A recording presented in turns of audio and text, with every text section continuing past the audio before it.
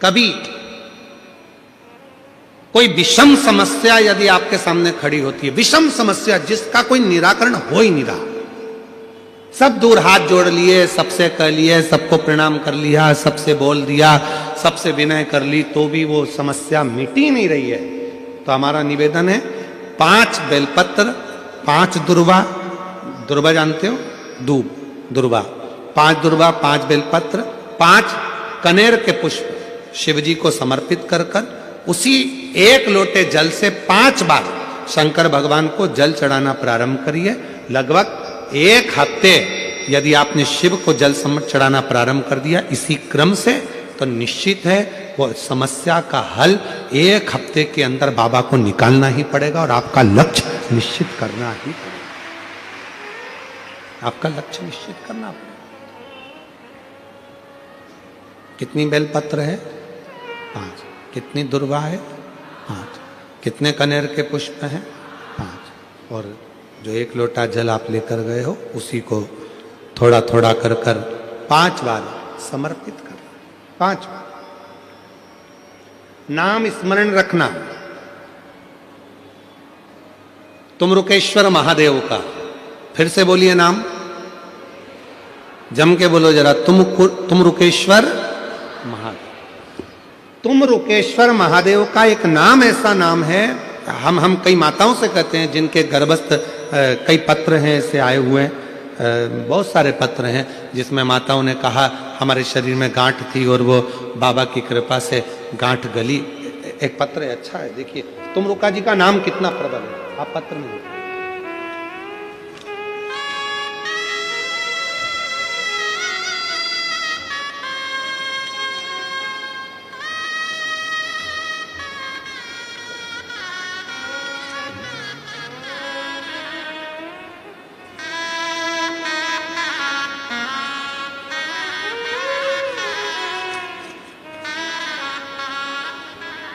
मेरा नाम सागर इंगले है, मैं पुणे का निवासी हूँ। बाबा 1 लोटा जल का वर्णन कर रहा हूँ, कहीं बैठे हों।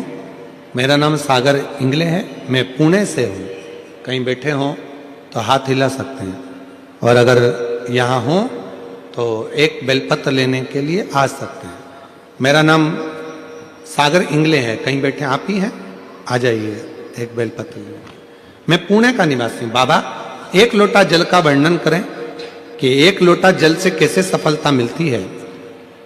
गुरुदेव, अचानक मेरी तबीयत बहुत खराब हो गई थी और एडमिट करना पड़ा। बहुत सारी टेस्ट हुए, टेस्ट में गुरुजी मेरी मेरे हार्ट में खून की गांठ बताई गई। डॉक्टर बोले कि अगर गोलियों से खून की गांठ अगर नहीं गली तो हम आगे का ट्रीटमेंट बढ़ाएंगे। तभी आपकी कथा के बारे में मेरी बहन ने मुझे बताया। हम सीहोर भी गए, वहां रुद्राक्ष भी लिया और आपके कहे अनुसार हमने पिपलेश्वर महादेव के नाम से शिवजी को जल चढ़ाना प्रारंभ किया। और हर शनिवार को हम पीपल की वृक्ष का भी पिपलेश्वर महादेव के नाम से जल चढ़ाने लगे। बाबा की कृपा, रुद्राक्ष का जल पीना प्रारंभ करा और दूसरी बार फिर वापिस जाकर हमने डॉक्टर को टेस्ट कराया तो बाबा की कृपा ऐसी हुई कि गठान पूरी तरह से गल गई थी। डॉक्टर बोले कि आगे कोई ट्रीटमेंट की जरूरत नहीं है और ना ऑपरेशन की जरूरत है, आप पूर्ण तरह से स्वस्थ हैं। ये शिव की उदार। एक तुमरुका जी का नाम, कुंदकेश्वर महादेव का नाम, पिपलेश्वर महादेव का नाम, बटकेश्वर महादेव का नाम, ये नाम इतने प्रबल नाम है कि यदि गर्भ में, गर्भ बच्चादानी में या शरीर के किसी भी भाग में अगर मान लो गांठ पड़ भी जाती है और यदि आप कुंदकेश्वर महादेव का नाम लेकर या तुमरुकेश्वर महादेव का नाम लेकर या पिपलेश्वर महादेव का नाम लेकर जब आप बेलपत्र को नंदी के पास बैठकर खाना या जल पीना शिव जी का प्रारंभ करते हो तो धीरे धीरे धीरे धीरे वो गांठ अपने आप गलना प्रारंभ हो जाती है, अपने आप गल। आ जाइए।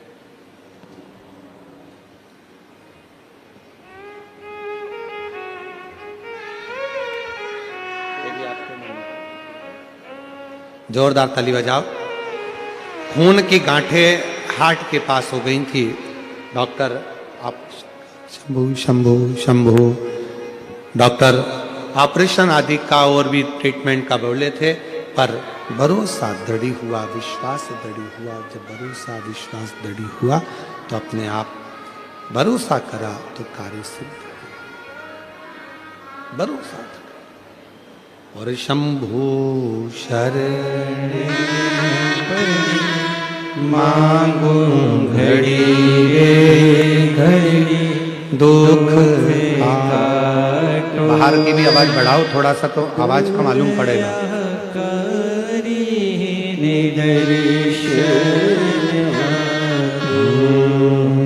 शंभू शरण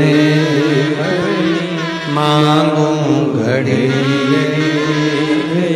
दुख काटो दया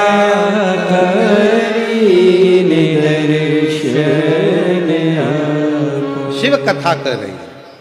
भगवान शंकर का पवित्र चरित्र करा। जो कार्य हम शिव को एक केंद्र मानकर करते हैं उसका फल मिलता जरूर। यदि शिव को केंद्र माना, एक पत्र और है देखिए।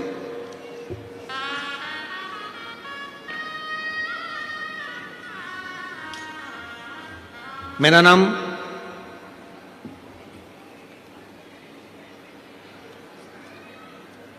फड़ विठल राव साहेब है।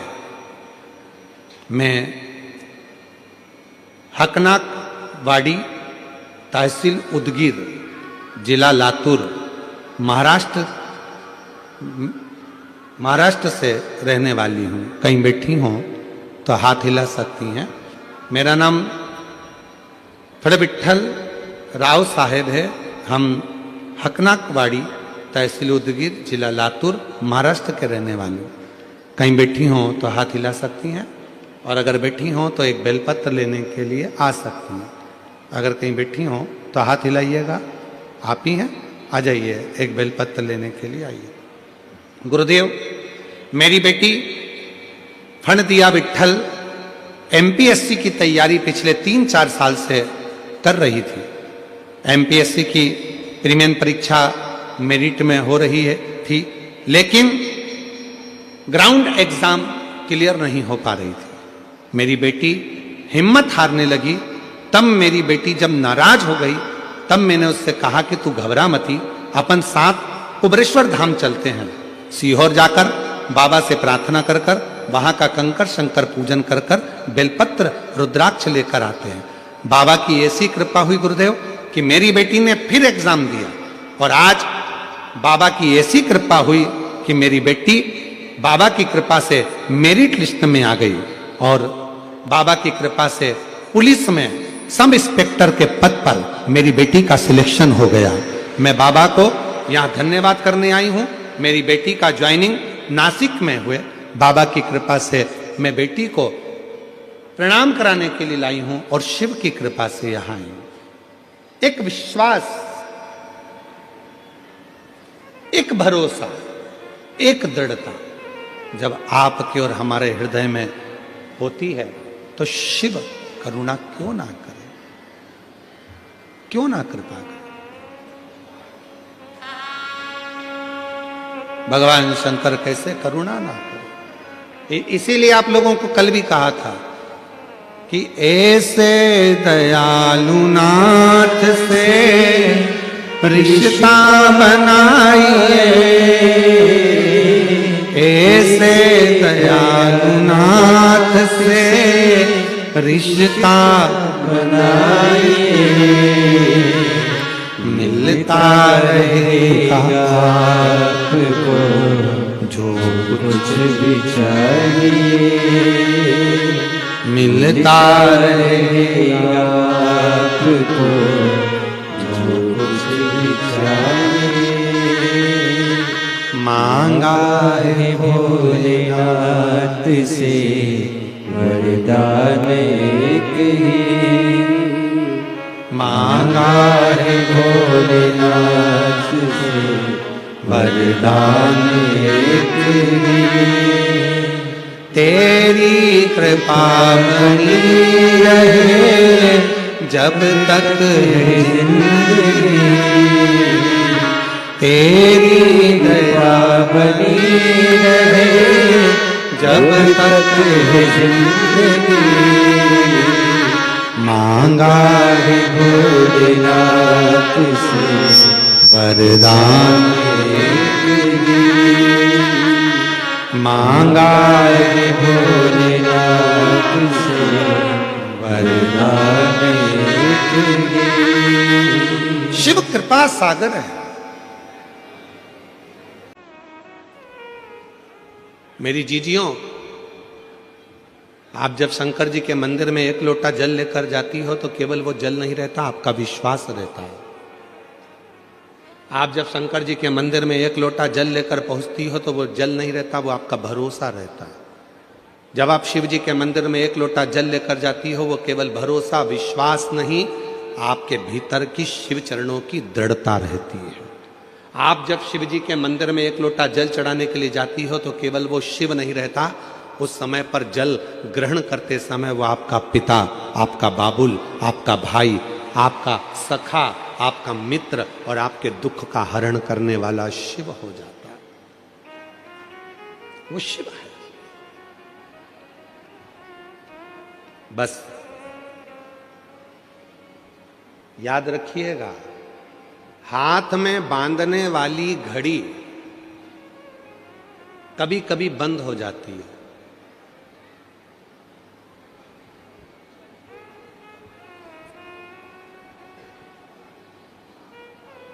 केवल तुम्हारी ही घड़ी बंद नहीं होती, हमारी भी हो जाती है। तो कई बार हमारे आशीष जी हमको इशारा कर कर बोल देते हैं, समय हो गया, घड़ी गड़बड़ हो गई है, चल नहीं रही।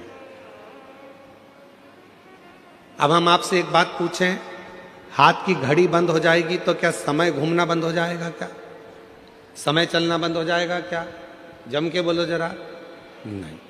घड़ी बंद हो जाएगी तो क्या समय चक्र चलना बंद हो जाएगा? क्या नहीं, नहीं हो सकता। समय अपनी रफ्तार से चल रहा है, समय अपनी रफ्तार से आगे बढ़ रहा है। घड़ी बंद हुई है, समय बंद नहीं हुआ। तो फिर कई लोग ऐसे भी हैं, परिवार ने धोखा दे दिया तो उन्होंने जीना ही छोड़ दिया। पत्नी ने धोखा दे दिया तो मन में आया कि अब जिंदगी बेकार हो गई। पति ने धोखा दे दिया तो लगा कि अब जीवन ही बेकार हो गया। फिर मन में आया, रिश्तेदार ने धोखा दे दिया तो मेरा तो जीवन ही बेकार हो गया। एक कंपनी में जॉब कर रहा था, उस कंपनी से निकल गया तो सोचा कि अब तो मेरी पूरी जिंदगी बेकार हो गई, अब मुझे कोई दूसरा जॉब ही नहीं मिलेगा। क्यों सोचना? घड़ी बंद हुई है, समय चक्र बंद नहीं हुआ। याद रखना, घड़ी बंद हो जाए घबराना नहीं, समय तो चल रहा है और ये समय हमको सिखा रहा है कि दुनिया में कितना भी दुख की घड़ी आ जाए और घड़ी बंद भी हो जाए तो हिम्मत मत हारना। जैसे समय चक्र चलता रहता है वैसे भी तुम चलते रहना, तो तुम्हारी जिंदगी एक ना एक दिन मंजिल तक पहुंच जाएगी।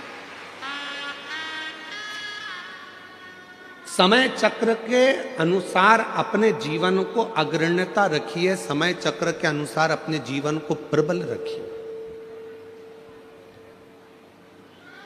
अपने जीवन, कोई कहता है कि बचपन में भगवान को भजना चाहिए, जवानी में भगवान को भजना चाहिए, अधेड़ी में भगवान को भजना चाहिए, कि बुढ़ापे में भगवान को भजना चाहिए। बोल रहे मुंबई वाली जीजियों और मुंबई के जीजाओं, बचपन में भगवान को भजना चाहिए, जवानी में भगवान को भजना चाहिए, अधेड़ी में भगवान को भजना चाहिए, कि बुढ़ापे में भगवान को भजना चाहिए। शिव महापुराण की कथा कहती है कि तुम्हारी जिंदगी में जब तुम्हें लगने लगे कि शिव मेरा पिता है, उसी समय से भगवान को भजना प्रारंभ कर देना चाहिए। उसी समय। इंतजार मत करना कि बचपन में कोई भगवान की भक्ति करी जाती है। जवानी में क्या भगवान का भजन किया जाता है?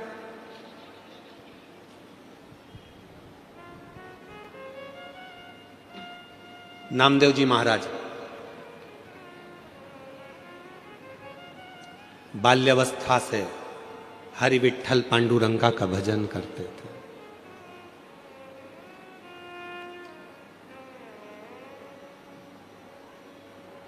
बचपन से विठ्ठल विठ्ठल विठ्ठल विठ्ठल विठ्ठल भजा।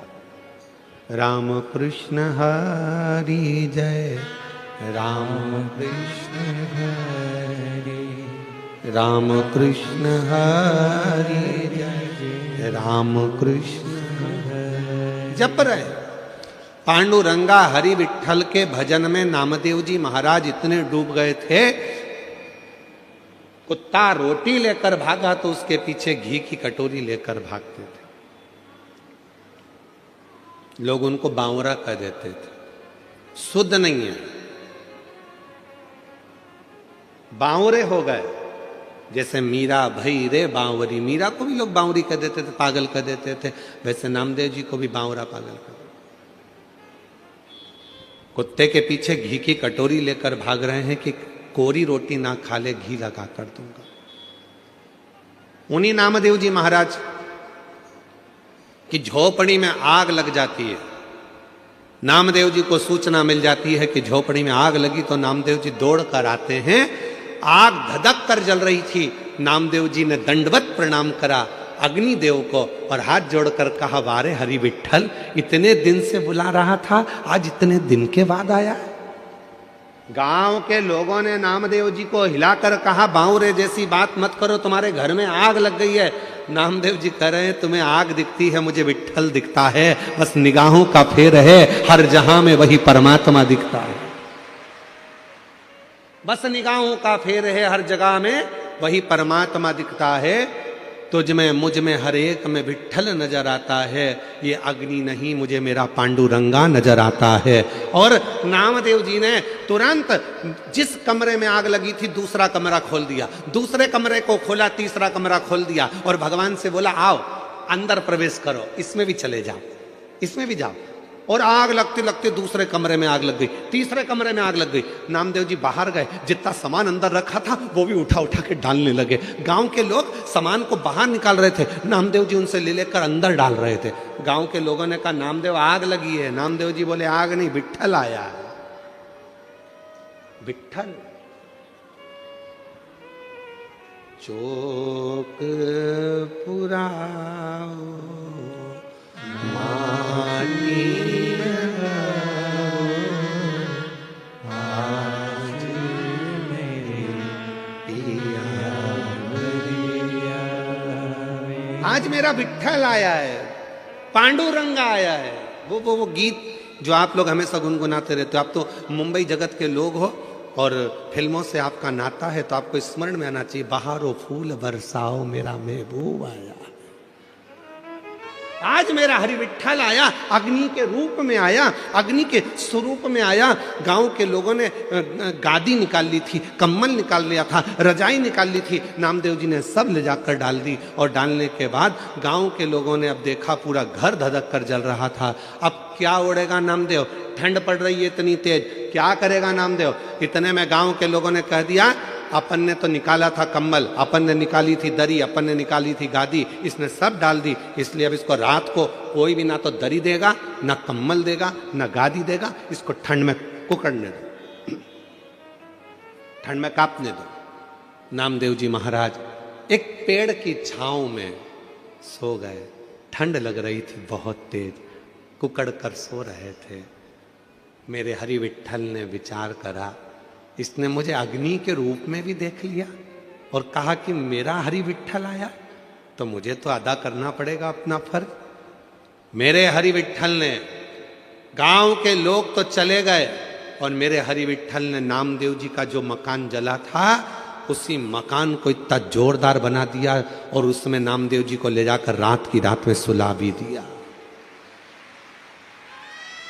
सवेरे गांव के लोगों के नेत्र खुले, गांव के लोगों ने विचार करा, चल कर देखो नामदेव जी की हालत क्या है। जो नामदेव जी को देखने गए तो आम के पेड़ के नीचे नामदेव नहीं थे, मकान के अंदर डनलप का सुंदर गद्दा था, मखवल की रजाई थी, मखवल का तकिया था, खूब आराम से नामदेव जी सो रहे थे। नामदेव जी को जगाकर गांव के लोगों में से एक बहुत धनिक व्यक्ति था, पैसे वाला व्यक्ति था, उसने नामदेव जी को जगाकर पूछा, नामदेव ये बता ये मकान किसने बना दिया रात की रात में? नामदेव जी बोले, मेरे रिश्तेदार आए थे। अच्छा, ये गादी भी उनने? हाँ। तकिया भी उनने? हाँ। रजाई भी उनने?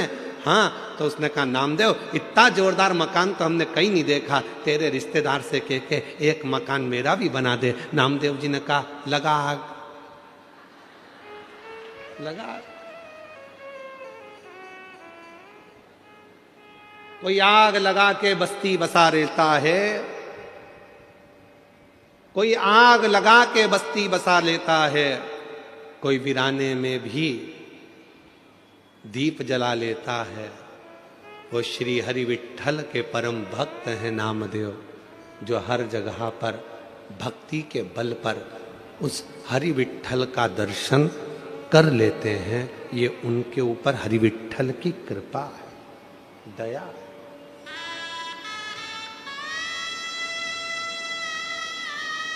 पड़ोसी कह रहा है हमारा मकान बनवा दो, लगा आग लगाना कोई साधारण नहीं है, पूरा समर्पित होना साधारण नहीं है।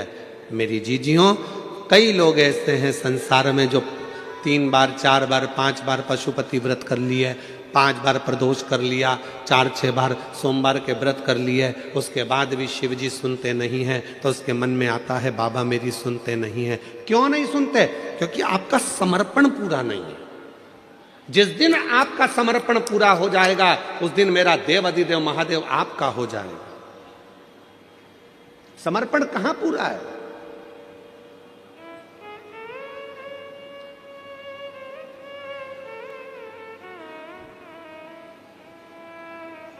एक पत्र है,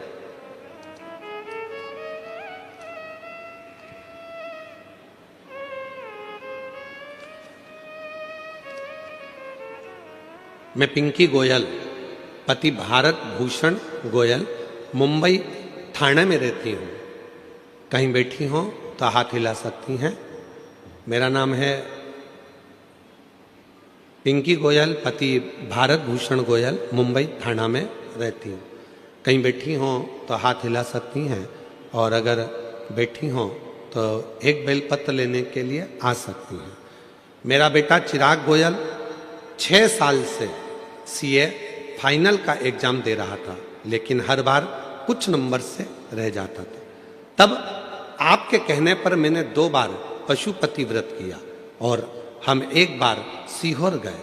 बाबा, आप कहते हो कि कुबेरेश्वर धाम जाने पर 3 महीने में ही मनोकामना पूरी हो जाती है, लेकिन बाबा ने मेरी 2 महीने में ही मनोकामना पूरी कर दी और मेरा बेटा सीए बन गया। मैं बाबा को प्रणाम करने के लिए आई। फिर मैं दोबारा सीहोर गई और 2 महीने में ही मेरे बेटे की सगाई भी हो गई। गुरुजी, मेरा बड़ा बेटा अंशुल गोयल भी आपका भक्त है और आपकी कृपा से बेटे ने कनाडा में पीएचडी पूरी की है और अच्छी जॉब भी मिल गई है, शादी भी हो गई है। मेरे बाबा का जितना गुणगान करूं उतना ही कम है। बाबा इसी तरह हमारे पूरे परिवार पर और पूरे देश पर अपनी कृपा बनाकर रखें, यही शिव की कृपा। विश्वास था, पक्का था, मन में यह विश्वास था कि पशुपति व्रत करूंगी मेरा काम होगा। मन में यह विश्वास था कि सीहोर जाऊंगी, कुबेरेश्वर धाम पर जाकर कंकर शंकर पूजन करूंगी, रुद्राक्ष लाऊंगी, मेरा बाबा मुझे संभाल लेगा। जब विश्वास है तो परमात्मा है, अगर विश्वास ही नहीं तो परमात्मा कहां से होगा? भरोसा ही तो परमात्मा है। आप इतनी संख्या में आए हो, इतनी संख्या में आप लोग आए हो। आप में से कई माताएं ऐसी हैं जिनको पूरा भरोसा है। आप में से कई मेरे जीजा ऐसे हैं जिनको पूरा भरोसा है। आप में से कई बेटा बेटी ऐसे हैं जिनको पूरा भरोसा है। आप में से कई बुजुर्ग ऐसे हैं जिनको पूरा भरोसा है कि मैं कल्याण में इस मीरा रोड पर कथा सुन रही हूं भयंदर में बैठकर, मुंबई में बैठकर, वहां की मिट्टी अगर मेरे शरीर पर लगेगी और यह पक्का है कि मैं जो मांग कर जाऊंगी मेरा 3 महीने में मेरा बाबा मेरी मुराद पूरी करेगा, मतलब करेगा, निश्चित करेगा।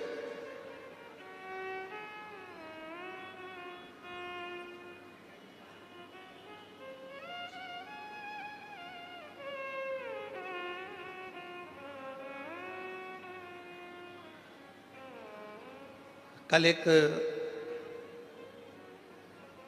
बहन जी ने एक पत्र लिखा था और उस पत्र को हमें ढूंढना पड़ेगा। उस पत्र में उन्होंने लिखा था कि आपकी कथा सुनते सुनते मुझे शंकर जी से मोहब्बत हो गई। नीचे पत्र में लिखा था क्या आपको शिव जी से मोहब्बत हुई है? प्यार हो जाता है तो बताया नहीं जाता, नहीं तो बाप के जूते पड़ना चालू हो जाते हैं। क्या आपको शिव जी से मोहब्बत हुई है? वो मां ने पत्र में लिखा आपकी कथा सुनते सुनते मुझे शिव जी से मोहब्बत हो गई। क्या आपको शिव जी से मोहब्बत हुई है? हम कहेंगे हमारा तो पूरा जिगरा शिव में बसता है, मोहब्बत तो बहुत छोटी सी चीज है। पूरा जिगरा, मोहब्बत तो बहुत छोटी सी चीज।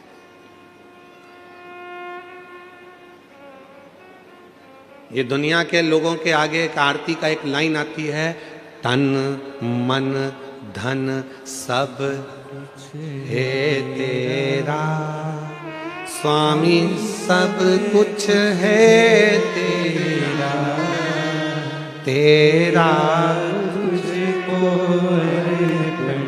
प्रभु का प्रभु को समर्पण, क्या लागे मेरा। अब यहां पर तन मन और धन 3 चीजें हैं, 3 चीजें, मतलब ये दृष्टि भी तुम्हारी है, ये मेरा स्वरूप भी तुम्हारा है, पूरा स्वरूप।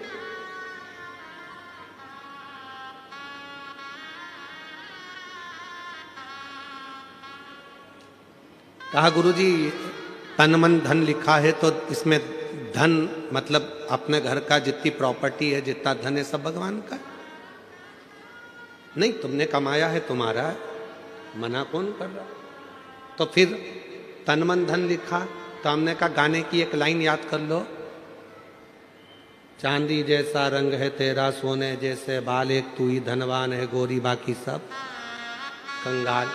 मतलब तेरे पास में इतना वैभव, परमात्मा ने तुझे करोड़पति बनाकर भेजा है, लाखों के नेत्र देकर भेजा है, लाखों की किडनी देकर भेजा है। दुनिया का जो व्यक्ति कहता है कि मैं गरीब हूं, समझना पक्का झूठ बोलता है। परमात्मा ने किसी को भिखारी बनाकर पैदा नहीं करा, परमात्मा ने करोड़पति बनाकर पैदा करा। परमात्मा कभी किसी को गरीब बनाकर पैदा नहीं करता, परमात्मा हमेशा सेठ बनाकर पैदा करा है। बस इतना याद रखना, अपने हुनर को निखारिए, अपने भीतर जो परमात्मा ने दिया है उसको निखारने का प्रयास करिए, अपने भीतर जो परमात्मा ने दिया है उसको सामने लाने का प्रयास करिए। जिस दिन आप अपने हुनर को निखारना प्रारंभ करोगे, एक दिन आप अपने आप समझ जाओगे कि परमात्मा ने आपको कितना करोड़पति बनाकर भेजा है, कितना धनपति बनाकर भेजा। हम अपने आप को निखार ही नहीं रहे।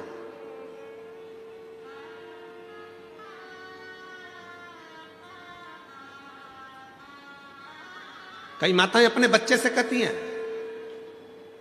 बनो तो राम बनो, बनो तो श्रवण बनो, और बच्चा चिल्लाकर कहता है मम्मी तुम तो कभी नहीं कहती हो कि बनो तो कृष्ण बनो। माँ ने कहा हम इसलिए नहीं बोलते क्योंकि तुम समझोगे कि भगवान कृष्ण ने माखन को चुराया, भगवान कृष्ण ने चीर चुराया, तो हमको लगता है कि तुम भी कहा कुछ वैसा ना करने लगो, इसलिए हम तुम्हें कृष्ण नहीं, हम तुम्हें राम बनने को कहते हैं, हम तुम्हें श्रवण बनने को कहते हैं। इतनी देर में बच्चा कहता है अगर तुम कहती हो कि राम बनो श्रवण बनो तो मैं राम बनने को तैयार हूं। जैसे दशरथ जी ने अपनी पूरी सत्ता राम जी को सौंपी थी, लाओ जरा तिजोरी की चाबी सौंपी है, देव हमको तिजोरी की चाबी। कठिन है, इसलिए अपने बच्चों से कहना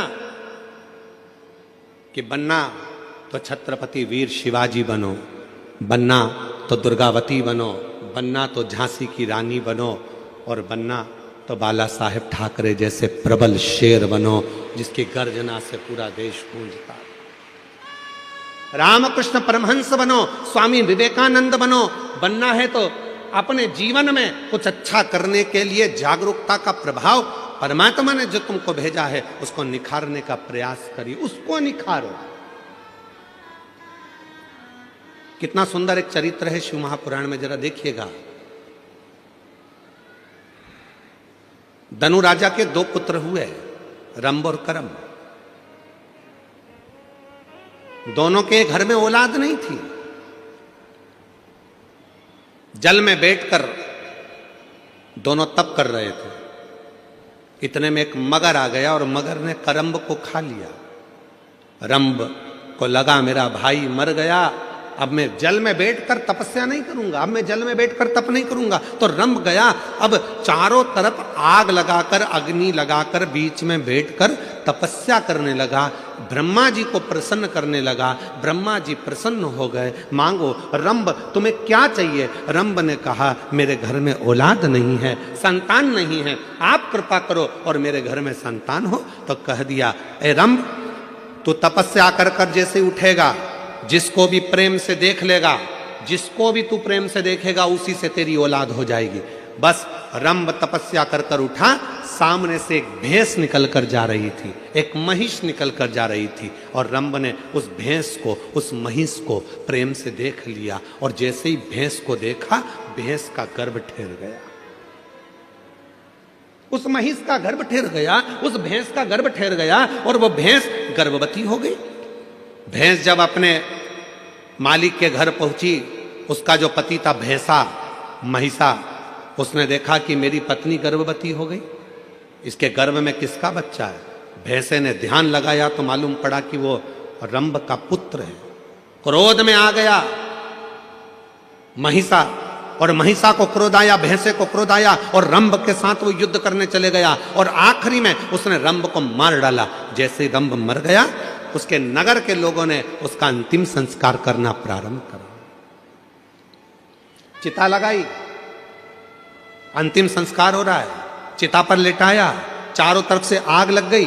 इतने में भैंस को लगा, उस भैंस को जिसके गर्भ में बच्चा था, उस भैंस को लगा कि मेरे गर्भ में इसका बच्चा है जो जल रहा है, जिसकी चिता जल रही है, पर पति तो मेरा यही है, क्यों ना अब मैं अपने भी प्राण त्याग दूं, अपने पति के साथ ही सती हो जाऊं। और वो भैंस दौड़ती दौड़ती अग्नि में कूद पड़ी। जैसे ही अग्नि में कूदी, इतने में उसका एक बच्चा हो गया, जिसका जन्म होते से ही, प्रकट होते से ही उसने मनुष्य का और भैंस का दोनों का रूप धारण करना प्रारंभ कर दिया। उसका नाम महिषासुर हो गया। उसका नाम था महिषासुर।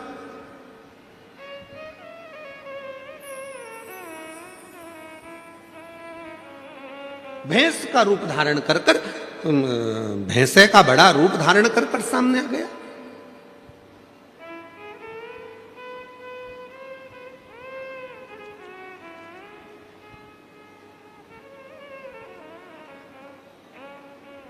अब महिषासुर ब्रह्मा जी का तप करा, वर मांगा, मुझे वर दीजिए ब्रह्मा जी। ब्रह्मा जी ने पूछा कौन सा वर चाहिए? तो ब्रह्मा जी से कहा मुझे वर दीजिए कि मुझे कोई पुरुष ना मार सके। और महिषासुर ने मन में सोचा कि किसी स्त्री में ऐसा बल नहीं है जो मुझे मार दे, अगर मरूं तो स्त्री के हाथ से मरूं। अच्छा,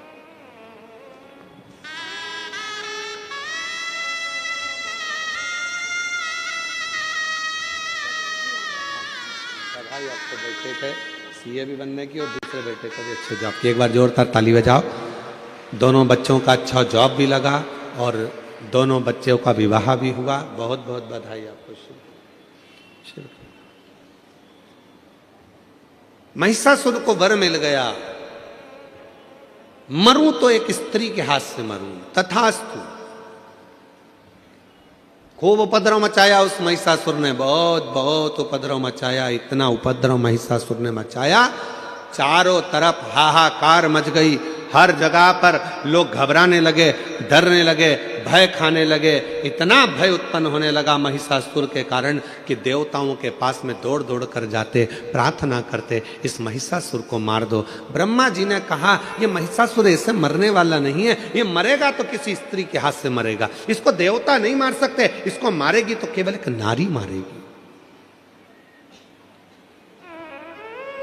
अब देखिए जो कथा चल रही थी वो यहां पर आकर जुड़ी है। आपके अंदर एक भगवान ने ऐसा गुण देकर भेजा है, उस गुण को आपको निखारना, उस गुण को निखारना। कैसे मरेगा? देवताओं से जाकर कहा आप सबकी धर्म पत्नियों को जाकर कहिए कि कोई एक इस महिषासुर को मार दे। इंद्रदेव की पत्नी से कहा क्या तुम मार सकती हो? ब्रह्मा जी ने कहा नारी में बल तब आता है जब वो अपने पति का सम्मान करे, आदर करे, सत्कार करे और नमन करे, ऊंची आवाज में बात ना करे तो नारी के अंदर एक बल बड़ा प्रबल रहेगा, बड़ा।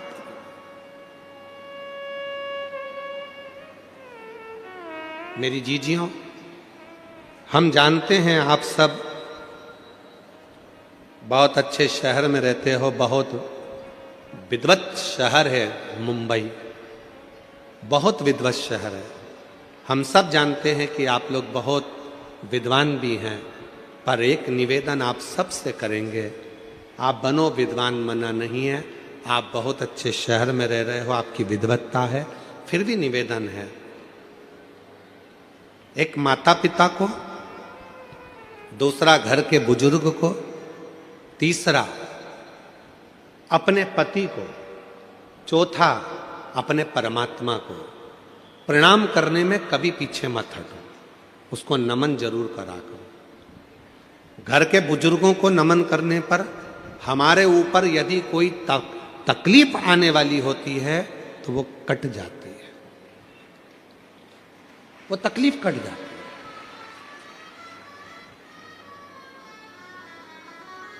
अपने माता पिता को प्रणाम करने में बिल्कुल संकोच मत करो, कोई संकोच नहीं होना चाहिए अपने मां बाप को प्रणाम करने में।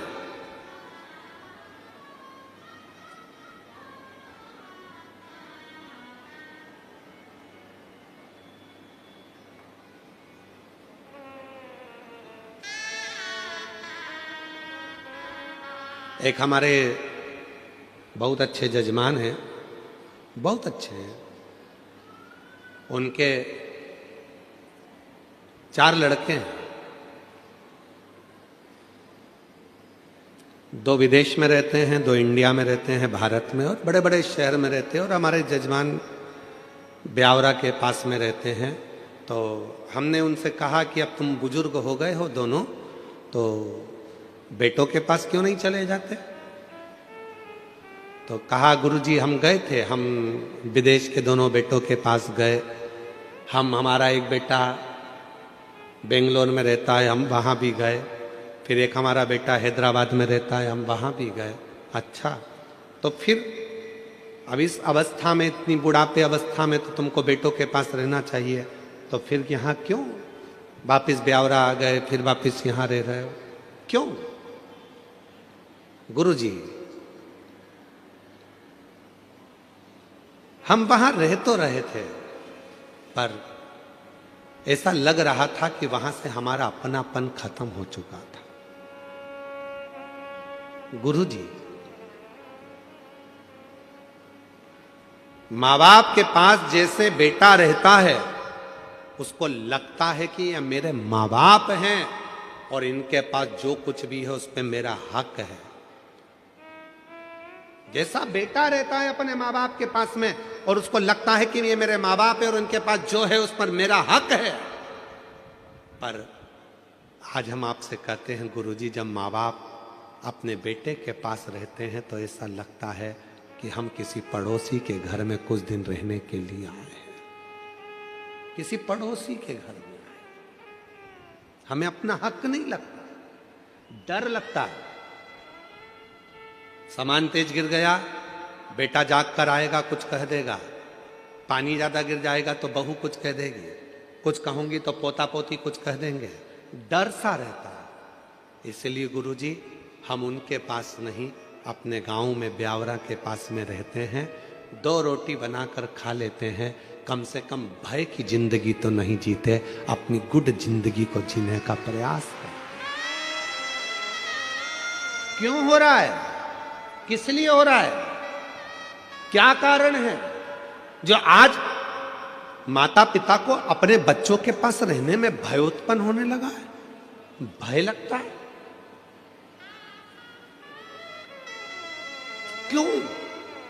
क्योंकि हमने उसको आदर करना बंद करवा दिया। आप सिखाओ, 4 जगह पर झुकने पर कभी भी आप हार नहीं मान सकते। माता पिता के आगे झुकिए, घर के बुजुर्गों के आगे झुकिए, दूसरे नंबर पर, तीसरे नंबर पहले घर के माँ बाप के आगे झुकिए, घर के बुजुर्गों के आगे झुकिए, अपने अगर विवाह हुआ है, पति है, उसको भी प्रणाम करिए, और परमात्मा जिसको तुम भजते हो, जिसको तुम स्मरण करते हो, जपते हो, उसको प्रणाम करने में पीछे मत हटो। और एक बात और अपने अंदर उतार कर रखिए, किसी से गुरु मंत्र लो मत लो। आज के जमाने में 50 बार सोचना पड़ता है कि गुरु किसको बनाया जाए, इसको बनाए गुरु, उसको बनाए गुरु, उसको बनाए गुरु। आज के जमाने में किसी पर भरोसा भी नहीं टिक पाता, ना जाने कौन ऐसा मिलेगा जो हमारी जिंदगी नाश कर कर चले जाएगा। तो गुरु भी सोचना पड़ता है, अच्छा कब मिलेगा, कैसा मिलेगा, क्योंकि आज के जमाने में गुरु फिरे बाजार में, हमसे दीक्षा ले, हमसे गुरु मंत्र लो, हमसे दीक्षा लो, गुरु फिरे बाजार में, हमसे दीक्षा ले, तुम नरक पड़ो चाहे स्वर्ग जाओ, पर लिफाफा हम ही को दो। आज के गुरु तो ऐसे हो गए हैं जो केवल धन की चाह करते हैं। पर याद रखना, अगर कोई गुरु नहीं मिल रहा, किसी को आप गुरु नहीं बना पा रहे हो, तो एक काम करना, अपने शंकर को 1 लोटा जल चढ़ाकर श्री शिवाय नमस्तुभ्यम बोलकर मंत्र का जप करना प्रारंभ कर दो, शिव को गुरु बना लो, वो शंकर तुम्हें पार लगा देगा, वो शिव तुम्हें पार लगा। शिव को गुरु बनाओ, प्रणाम करो, माता पिता को प्रणाम करो, घर के बुजुर्गों को प्रणाम करो, पति को प्रणाम करो, परमात्मा को प्रणाम करना चाहिए। भगवान ने सबके अंदर एक एक बड़ा सुंदर एक प्रकाश देकर भेजा, उसको प्रकाशित करना है। तब देवताओं ने कहा कि ढूंढो, किसी स्त्री में अगर क्रोध आ जाए और वो स्त्री वो हो जिसने अपने पति से ऊंची आवाज में बात ना करी हो, तो कहा ब्रह्मा जी से, ब्रह्मा जी आप ब्रह्माणी को भेज दो महिषासुर को मारने। ब्रह्मा जी कहने लगे, मेरी ब्रह्माणी ने तो मुझे श्राप दिया है कि पृथ्वी पर कहीं तुम्हारे मंदिर नहीं होंगे। भारत की भूमि पर ब्रह्मा कहते हैं मेरा केवल एक ही मंदिर है, वो पुष्कर में है, क्योंकि मेरी पत्नी ने मुझे श्राप दिया था, इसलिए मेरी पत्नी महिषासुर को नहीं मार सकती, मेरी पत्नी महिषासुर को नहीं मार सकती। तो इंद्र से कहा, इंद्र तू अपनी इंद्राणी को भेज दे। इंद्राणी ने कहा, जब कल्प वृक्ष जा रहा था, मेरी पत्नी क्रोध में आ गई थी और उसने मुझे अपशब्द कह दिया था, मेरी पत्नी इंद्राणी भी महिषासुर को नहीं मार सकती। फिर कहा भगवान विष्णु से, आप लक्ष्मी जी को भेजिए और लक्ष्मी जी से कहो कि महिषासुर को मार दे। लक्ष्मी जी की बात आई तो भगवान विष्णु ने कहा, लक्ष्मी महिषासुर को नहीं मार सकती, क्योंकि एक बार मैं लक्ष्मी जी तैयार हो रही थी, श्रृंगार कर रही थी और मैं लक्ष्मी पर हंस दिया था, तो लक्ष्मी ने मुझे श्राप दे दिया था, हे नारायण तुम मुझे देखकर घोड़े जैसे हंसे हो, मैं तुम्हें श्राप देती हूं कि तुम्हारा सिर कटेगा और तुम्हारा को घोड़े का मुंह लगेगा, तुम्हारा हयग्रीव अवतार होगा। तो मेरा घोड़े का मुख लगा और मैंने हयग्रीव अवतार धारण करा, तो लक्ष्मी भी महिषासुर को नहीं मार सकती। तब देवताओं ने कहा, केवल एक पार्वती ऐसी है जो अपने पति से कभी चिढ़कर नहीं बोलती, कभी क्रोध में नहीं बोलती, इसलिए केवल पार्वती महिषासुर को मार सकती, केवल पार्वती। कोई देवी में सामर्थ्यता नहीं है पार्वती के अलावा जो महिषासुर को मार दे। शंकर भगवान बोले, मेरी पार्वती को तो गुस्सा ही नहीं आता, जब गुस्सा ही नहीं आता तो मारेगी कैसे? जब गुस्सा आता है तो टूट पड़ती है, क्रोध आएगा तो झगड़ा करेगी ना, इसको तो क्रोध ही नहीं आता। इतने में ब्रह्मा जी ने कहा, अब तुम्हें उसको गुस्सा तो दिलाना पड़ेगा। तो भगवान शंकर ने मन में सोचा, गुस्सा कैसे दिलाऊं? तो एक बार भगवान शंकर ने कहा, मैं प्रयास करके देखता हूं। शिव जी पहुंच गए, पार्वती जी भोजन बनाई, आकड़िया की रोटी बनाई, काकड़िया की साग, और परसे माता पार्वती जी पावे भोलानाथ, मन शिव रटोरे छोड़ दो कपट, मन शिव रटोरे, मन शिव रटोरे छोड़ दो कपट, मन शिव रटोरे। आकड़िया की रोटी बनाई, काकड़िया की साग, बोलो बोलो, आकड़िया की रोटी बनाई, काकड़िया की साग, और परसे माता पार्वती जी, परसे माता पार्वती जी, और पावे भोलानाथ, मन शिव रटोरे छोड़ दो कपट, मन शिव रटोरे। पार्वती जी ने भोजन परोसा, शिव जी भोजन कर रहे थे। शंकर भगवान गुस्सा दिलाने के लिए तैयार हो गए। पार्वती, तेरा अगला जन्म कितना विचित्र था पार्वती, हे पार्वती कितना विचित्र। पार्वती को कुछ सूझ ही नहीं पड़ी, वो तो अपनी रोटी बनाने में लगी थी।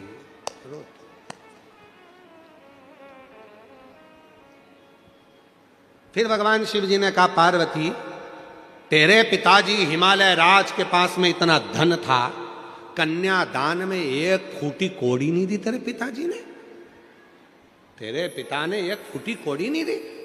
सोचा था शिव जी ने कि पार्वती को गुस्सा आ जाएगा।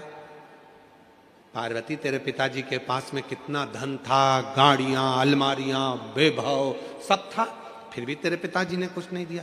पार्वती जी सिर पे पल्लू लेके मुस्कुरा के बोली, मेरा पिता तो दे दे था, तुम्हारे घर में रखने की जगह है। शंकर भगवान मन में सोचे, मैं इसके बाप के ऊपर पहुंचा, ये मेरे बाप के ऊपर पहुंच गई, क्या बोलूं, गुस्सा तो आ ही नहीं रहा। तब शिव जी ने ध्यान लगाकर फिर कहा, पार्वती सूखे पत्ते खाते खाते तू एकदम अर्पणा हो गई थी, काली पड़ गई थी, याद है तुझे, मैंने तुझे काली कहा था। इतने में पार्वती जी बोली, तुम्हें सोचना चाहिए, इतने समय के बाद में थक गई, जब तप कर कर कर काली पड़ गई, तब तुम मुझे लेने आए, पहले या जाते तो मैं काली नहीं पड़ती। शिव जी मन में सोचे, गलती मेरी गिना रही है, पर इसको गुस्सा तो आ ही नहीं रहा। शंकर भगवान बाहर गए भोजन करते करते, भगवान विष्णु और ब्रह्मा जी बाहर खड़े थे। उन्होंने हाथ जोड़कर बोला, प्रभु कुछ हुआ?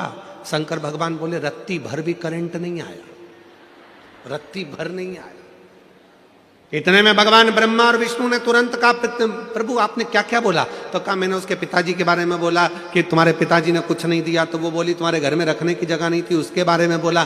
तो इतने में भगवान विष्णु ने कहा, एक काम करो कि पार्वती का जो अगला जन्म था सती का, उनके पिता के बारे में बोलो, हो सकता है थोड़ी आग लग जाए, हो सकता। जब मायके के बारे में बोला जाता है तभी थोड़ी सी क्रोध आता है। अब शिव जी ने कहना चालू करा, पार्वती तेरा अगला जन्म कितना विचित्र था, तेरे पिताजी ने यज्ञ रखा और उस यज्ञ में सबको बुलाया, मुझे नहीं बुलाया, तुझे नहीं बुलाया, तेरा पिता था अपनी बेटी को नहीं बुलाया, और तू पहुंच भी गई तो धक्के मारकर निकाल दिया तेरे पिताजी ने। इतनी देर में तो पार्वती जी जो आटा उसन रही थी उसको और जम के उसनना चालू करा, और जम के। आज भी आटा उसनने के बाद आटे में 3-4 उंगलियां दबाई जाती है। आप लोग दबाते हो कि नहीं दबाते हो मालूम नहीं, देखा है आप लोगों ने? आटा उसनने के बाद उसमें 3-4 उंगलियों को ऐसे ऐसे दबा दिया जाता है, दबाते हैं उसके अंदर।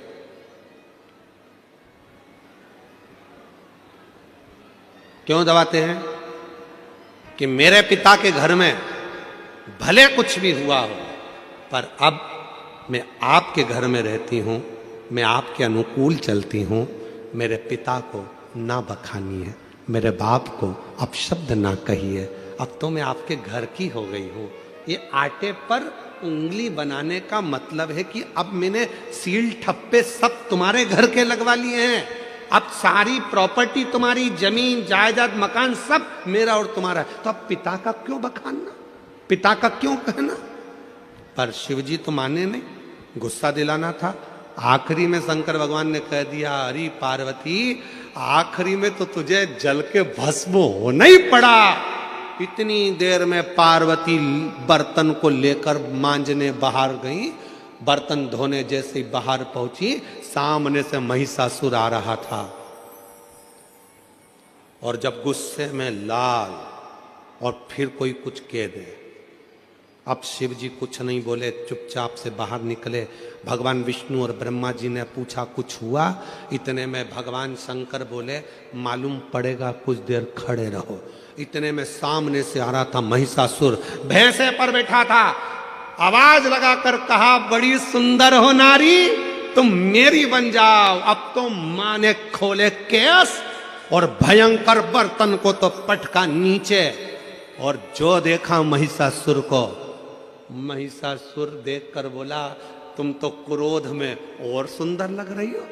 इतने में तुरंत शंकर भगवान ने भगवान विष्णु का हाथ पकड़कर बोला, अब कुछ मत बोलो, घी में, अग्नि में घी डलना चालू हो गया है, और अब अपने को सामने नहीं आना, ये अकेला निपट जाएगा।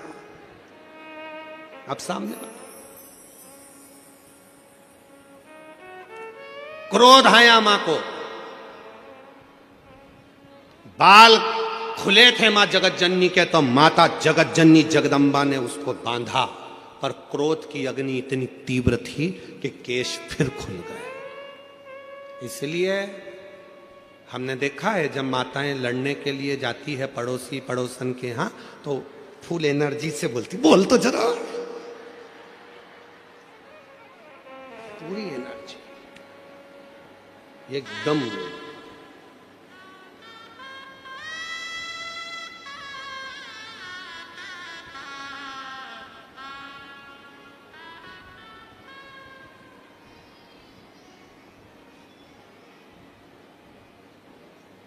वो कई माताएं जूड़ा बांध के उसमें ऐसा फूल लगा लेती है, ऐसे ऐसे थोड़ा थोड़ा थोड़ा थोड़ा चारों तरफ फूल लगाती है।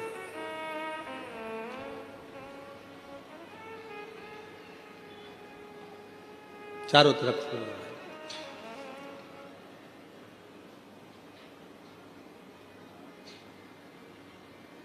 हमारा निवेदन है, वो फूल देखकर फ्लावर मत समझ लेना।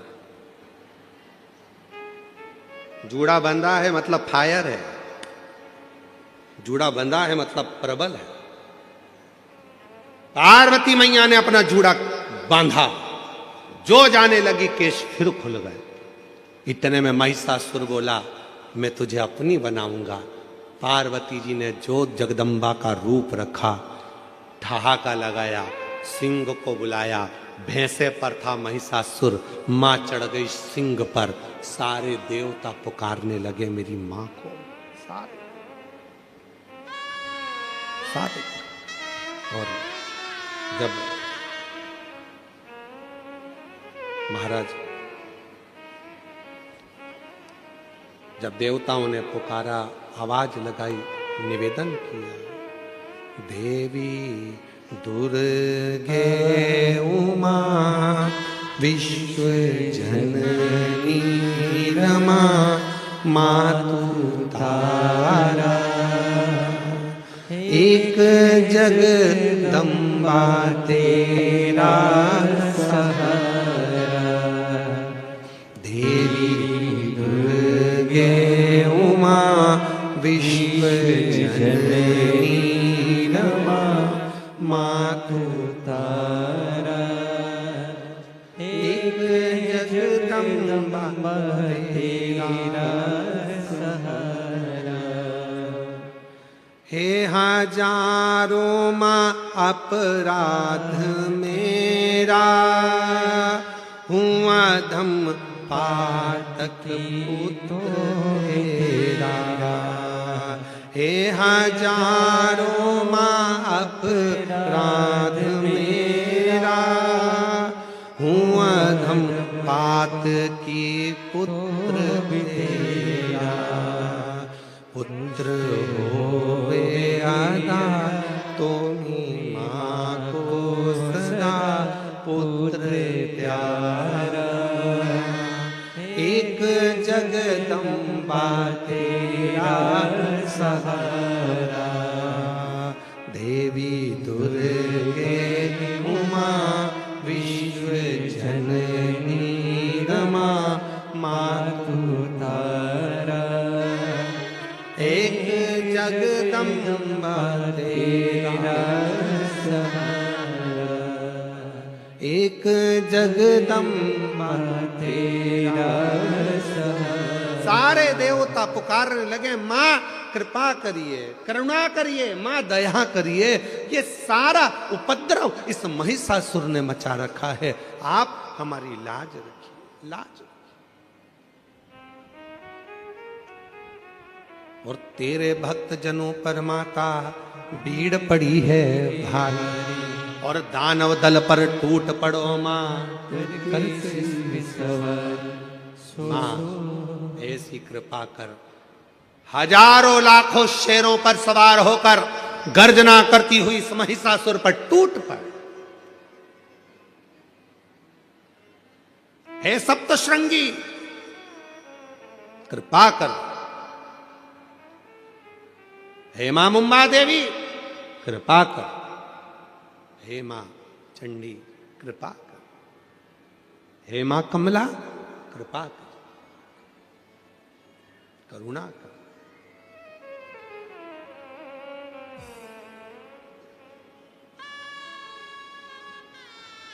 मां देवता निहार रहे, मां को क्रोध आएगा, करुणा करेंगे, दया करेंगे, टूट पड़े।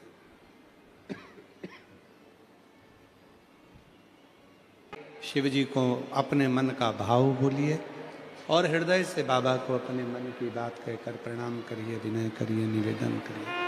जहाँ जगह मिले वहाँ बैठकर बाबा को मन की बात कहिए। आज कथा तृतीय दिवस में पहुंच रही है, कल कथा का चतुर्थ दिवस रहेगा। चौथे दिन की कथा मतलब 5 दिन की कथा में चौथे दिन की कथा को क्या कहते हैं? शिवरात्रि। और परसों के दिन कल का कथा का समय तो यही रहेगा 2 बजे से 5 बजे तक। परसों 28 तारीख को कथा विराम होगी, उसका कथा का समय सुबह 8 बजे से 11 बजे तक रहेगा और कथा 11 बजे विराम होगी। ये कथा 2025 की विराम की कथा रहेगी और 2026 में फिर वही 4 से 10 जनवरी बड़े आनंद के साथ diamond industrial park 4 national highway number 8 Palsana जिला सूरत में 4 से 10 जनवरी तक दोपहर में 2 बजे से 5 बजे तक शिव महापुराण की कथा रहेगी। भाव से आप और हम उस कथा का लाभ लेंगे। फिर जनवरी में ही 16 से 22 जनवरी बड़ौदा गुजरात में शिव महापुराण की कथा रहेगी 22 तारीख तक। उसके बाद में उत्तर प्रदेश वालों के लिए बधाई है बहुत बहुत। उत्तर प्रदेश में प्रयागराज में माघ मेले में 27 से 31 जनवरी तक 5 दिवसीय शिव महापुराण की कथा 1 बजे से 4 बजे तक सतुआ बाबा सेवाश्री खाक चौक महावीर मार्ग पाटुन पुल नंबर 1 माघ मेले में 5 दिवसीय शिव महापुराण की कथा। उत्तर प्रदेश वासियों को बहुत बहुत बधाई हो जो माघ मेले में आप 5 दिन शिव पुराण की कथा को श्रवण करेंगे। 27 जनवरी से 31 जनवरी तक दोपहर में 1 बजे से 4 बजे तक बड़े भावों के साथ जो भी शिव भक्त सतुआ बाबा शिविर में कथा श्रवण करने के लिए आ रहे हैं उनको बहुत बहुत साधुवाद है। और भाव से ये पवित्र कथा सतुआ बाबा शिविर में चलेगी, जिसका लाभ आप और हम सब लेंगे और अपने जीवन को धन्य बनाएंगे। भाव से बाबा को अपने मन का भाव कहिएगा, हृदय से प्रार्थना करिए। 2 दिन की कथा हो रही है, कल और परसों। दिल से बाबा को अपने भाव व्यक्त करिएगा।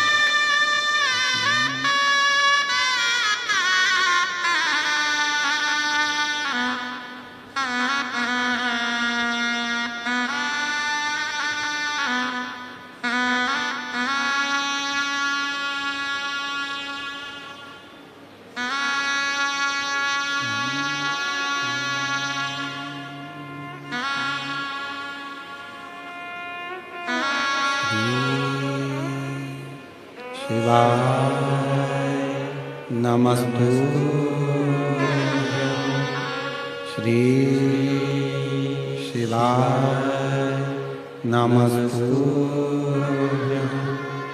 श्री शिवाय नमस्तुभ्यं।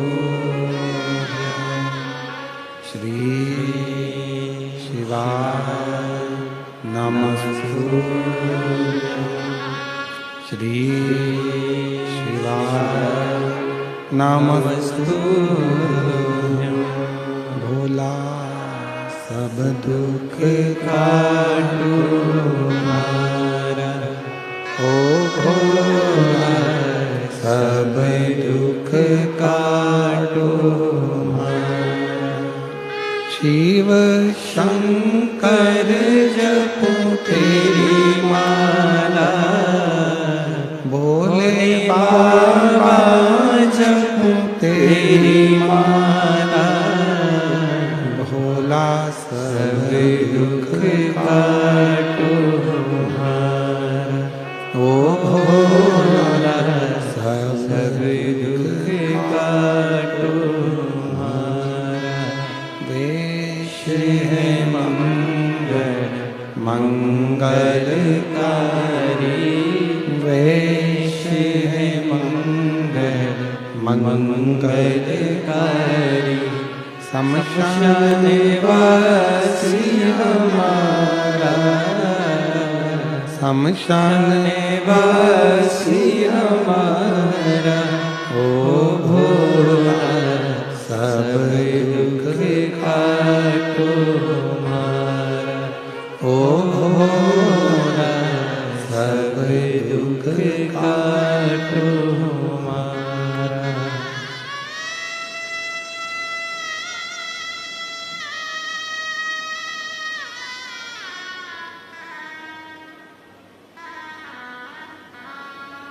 बाबा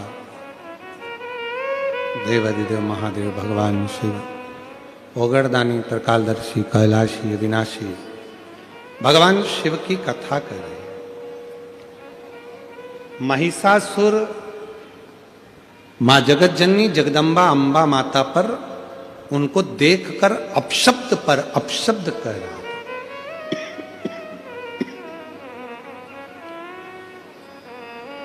मैया को क्रोध आ गया। रिटर्न बढ़ाओ, बाहर की आवाज ज्यादा आ रही है अंदर। माता को क्रोध आ गया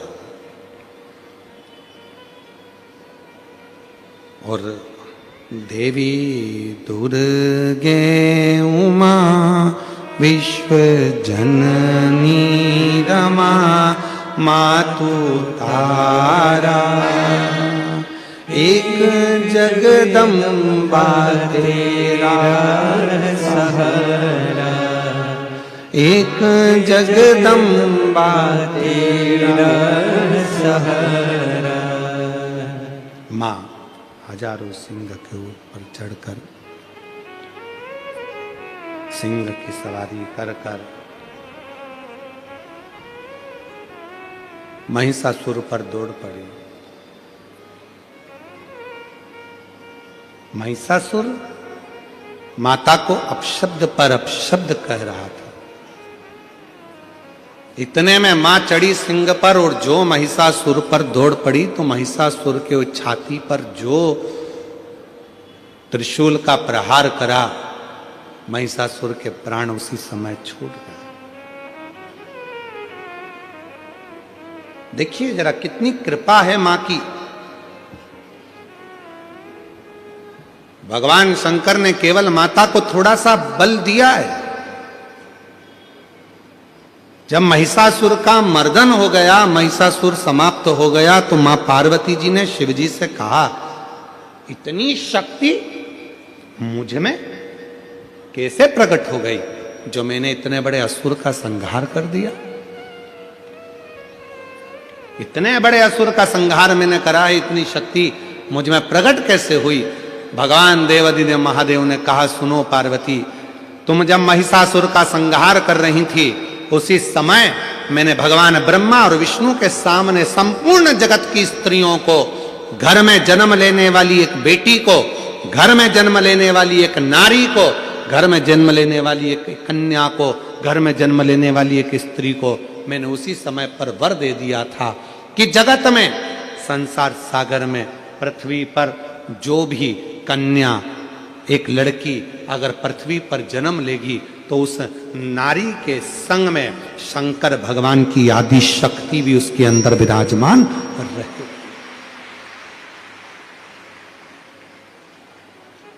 शिव जी के साथ में आद्य शक्ति भगवान शंकर की प्रत्येक नारी के साथ में विराजमान, प्रत्येक नारी।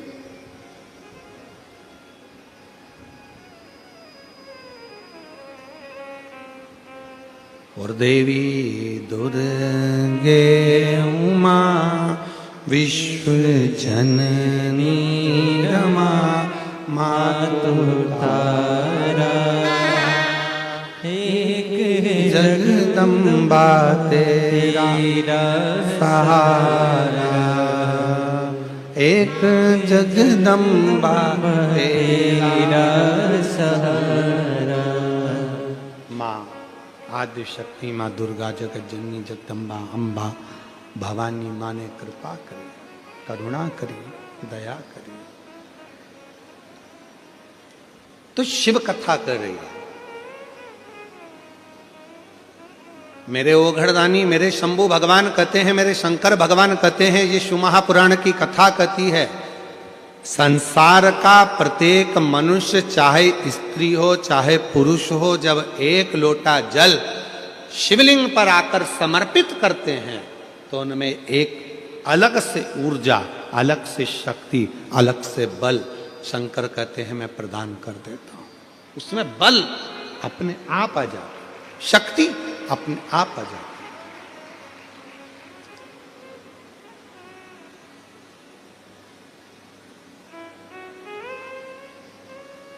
कितनी माताएं हैं जो सोमवार का व्रत करती हैं? जरा हाथ उठाना। बहुत सारी हैं, रखो रखो, रखिए।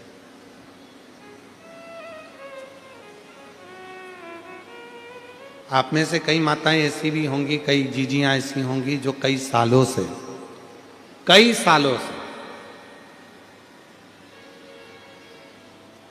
हो सकता है आप में से कई माताएं ऐसी हों जो कुंवारी अवस्था में भी अपने मायके में भी व्रत करती हैं।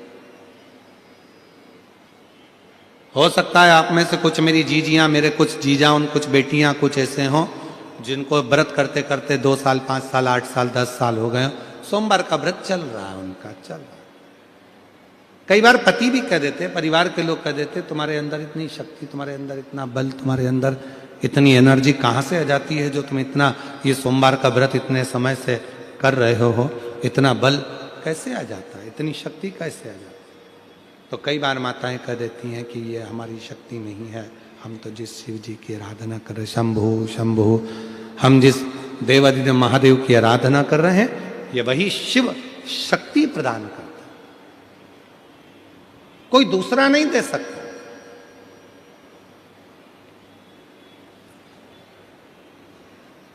प्रश्न आया, जिस समय पर भगवान देवादिदेव महादेव की पवित्र कथा श्रवण करना थी, बिंदुक को प्रेत योनि से मुक्त करना था और चंचुला देवी शिव महापुराण की कथा तुमरुका जी से श्रवण करने के लिए बैठी थी। तुमरुका जी से शिव पुराण की कथा श्रवण करने बैठी। बाहर के स्पीकरों की आवाज बढ़ाओ, अंदर के स्पीकरों की आवाज बढ़ाइए, स्पीकरों की आवाज बढ़ाओ। कहे कहा, पूछा तुमरुका जी के पास में जब माता पार्वती जी ने भेजा, जब माँ जगतजननी जगदम्बा पार्वती जी ने जब कहा, और पार्वती जी ने जब कहा कि अगर तुम्हारे पति को प्रेत योनि से मुक्त करना है, शंभु शंभु शंभु शंभु शंभु, जब तुम्हारे पति को प्रेत योनि से मुक्त करना है तो क्या तुम तुमरुका जी से जाकर शिव महापुराण की कथा श्रवण कर सकती हो? और तुमरुका जी कोई साधारण नहीं है। फिर निवेदन करूं मेरी जीजियों से, 20 साल शादी के हो गए, 25 साल शादी के हो गए, 30 साल शादी के हो गए, हमने इस व्यासपीठ पर देखा है कई माताओं को जिनकी शादी के 40-40 साल हो गए, उसके बाद भी भगवान देवादिदेव महादेव की कृपा से उनके घर भी औलाद मेरे शंकर भगवान ने प्रदान कर 35-40 साल। तो अगर 20 साल शादी के हो गए, 25 साल हो गए, नहीं है संतान, तो दुख नहीं होना। सफेद आंकड़े की जड़ पति पत्नी दोनों लेकर आए, तुमरुका जी का नाम लेकर, रजस्वला धर्म के 7वें दिन तुमरुकेश्वर महादेव का नाम लेकर जो सफेद आंकड़े की जड़ है उसको देव अधिदेव महादेव पर से 21 बार भ्रमण कराकर घुमाकर लाल धागे में नंदी के पास खड़े होकर शिवलिंग का दर्शन करते हुए उसको मां नारी अगर अपने कमर पर बांध लेती है और शिव की कृपा उस पर होना प्रारंभ हो जाती है। और बाबा हम कहेंगे अगर एक बार नहीं हो तो दूसरी बार करो, दूसरी बार नहीं हो तो तीसरी बार करो, पर चिंता मत करना, बाबा के आश्रित होकर उसके भरोसे, उसकी दृढ़ता में, उसके भरोसे पर करना। जब पूर्ण समर्पण तुम्हारा शिव पर हो जाएगा, जब पूर्ण समर्पण तुम्हारा भगवान देवादिदेव महादेव पर हो जाएगा, जब पूर्ण समर्पण तुम्हारा शंकर के प्रति हो जाएगा, तो निश्चित है कि तुम्हारे घर में एक बाबा पुष्प जरूर देगा, तुम्हारे घर में संतान जरूर देगा, औलाद जरूर देगा।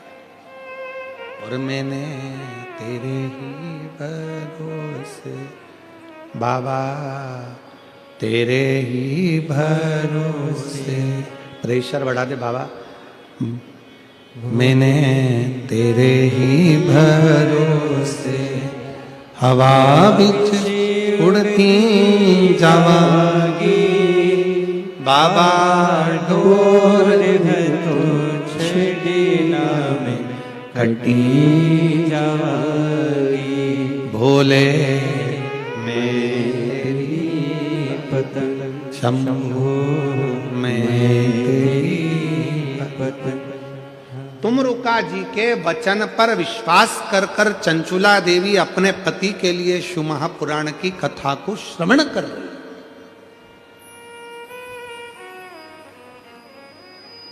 जब पूर्ण भरोसा होता है, पूर्ण विश्वास होता है, पूर्ण दृढ़ता होती है, भरोसा जब दृढ़ हो जाता है, विश्वास जब दृढ़ हो जाता है, तो शिव स्वयं आकर खड़ा हो जाता है।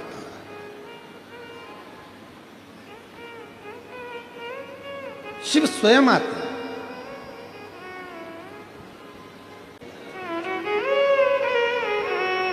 बड़ी पवित्र कथा कर रही है। जब हम शिव पर भरोसा कर कर, भगवान शंकर पर भरोसा कर कर, भगवान शिव पर पूर्ण भरोसा कर कर जब कोई कार्य करते हैं तो वो कार्य सफल जरूर होता है, उस कार्य में सफलता जरूर होती है। तुमरुका जी स्वयं भगवान शंकर का एक स्वरूप है। तुमरुका जी महाराज,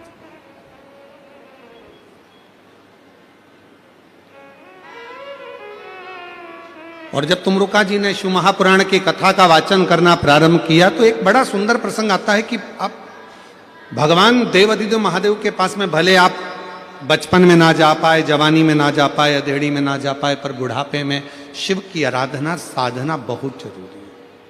शिव की आराधना बहुत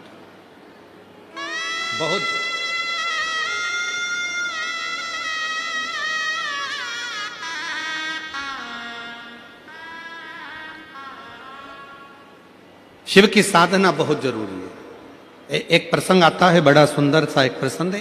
एक पिता के दो पुत्र थे। देखिए शिव करुणा सागर कैसा है, शिव दया सागर कैसा है। एक पिता के दो पुत्र थे, दोनों पुत्र बड़े हो गए और बड़े होकर एक पुत्र ने कहा, पिताजी मुझे तुम्हारे साथ में नहीं रहना, अब आप मुझे मेरा हिस्सा दे दीजिए और मैं ये गांव छोड़कर शहर में जाना चाहता हूं। शिव पुराण का ये प्रसंग बड़ा सुंदर प्रसंग है। पिताजी ने समझाया बेटे को कि तू मान जा, पर मानता नहीं और बेटा नहीं माना। आखिरी में जायदाद का हिस्सा करा गया। पिताजी ने 3 हिस्से प्रॉपर्टी के कर दिए, धन के कर दिए, जमीन के कर दिए। एक बड़े बेटे को दे दिया, छोटे बेटे को दे दिया, एक हिस्सा खुद का रख लिया। समय बीता, बेटा अपना हिस्सा लेकर चला गया, शहर में गया और जाते ही उसके 3 मित्र बन गए। पहला मित्र बना उसका ताली मित्र, दूसरा मित्र बना उसका थाली मित्र और तीसरा मित्र बना उसका प्याली मित्र। और हमने पहले भी कथाओं में कहा है, आज फिर कहते हैं कि जब हम बहुत उन्नति की सीढ़ी पर चढ़ते हैं, बहुत वैभव की ओर बढ़ते हैं, तरक्की करते हैं, तो 3 मित्र हमारे जरूर सामने आते हैं। पहला होता है ताली मित्र, जो आपकी प्रशंसा कर कर आपको कहीं ना कहीं नुकसान देने का प्रयास करेगा, वो होता है ताली मित्र। दूसरे नंबर पर होता है थाली मित्र, जो आपको होटल तक लेकर जाएगा, अपने पैसे से तुमको खिलाएगा, अपना पैसे से तुमको लत लगाएगा भोजन की होटल की, और होटल के भोजन की लत लगाकर फिर तुम्हारे पैसे से वो खुद खाए, उसको कहते हैं थाली मित्र। और तीसरे नंबर पर है प्याली मित्र, आपको पीना याद नहीं है पर वो अपने पैसे से तुम्हें मय खाने में ले जाकर कहीं ना कहीं गलत दुकान पर ले जाकर आपको पीने की आदत डलवाएगा। इसलिए शिव पुराण की कथा कहती है 3 मित्रों से बचने का प्रयास करना। पहला ताली मित्र, दूसरे नंबर पर बोलते जाओ जम के थाली मित्र, और तीसरे नंबर पर प्याली मित्र। ये 3 मित्र बर्बादी की ओर लेकर जाते। जब पिता ने हिस्सा दे दिया और हिस्सा प्राप्त होने के बाद बेटा शहर में चला गया। बेटा शहर में गया, शहर में जाकर उसके 3 मित्र बन गए, जिन्होंने उसको उसका धन देखा, वैभव देखा, पैसा देखा, खूब सारा धन देखकर 3 मित्र बने और वो तीनों मित्रों ने साथ में रहना प्रारंभ करा और रहते रहते रहते रहते एक दिन उसको बर्बादी के सिरे पर लाकर छोड़ दिया। बर्बादी के सिरे। मेरी जीजियों, मेरे जीजाओं, मेरी बेटियों, बेटाओं, मेरे बुजुर्ग माँ बाप, एक बात का स्मरण अपनी जिंदगी में रखना, पिलाने वाले बहुत मिलेंगे पर संभालने वाला नहीं मिलेगा।